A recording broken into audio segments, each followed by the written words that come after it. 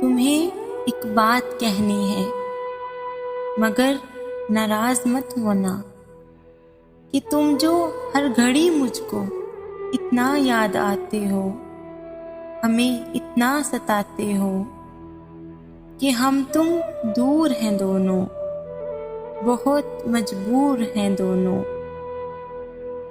ना इतना याद आओ तुम, न यूं इतना सताओ तुम कि इतना याद आकर यूं हमें पागल बना के तुम फक्त इतना बता दो कि हमारी जान लोगे क्या। मगर ये भी हकीकत है, तुम्हारी याद ही तो है जो हर पल साथ रहती है, खुशी में भी, गमों में भी, उदासी के पलों में भी।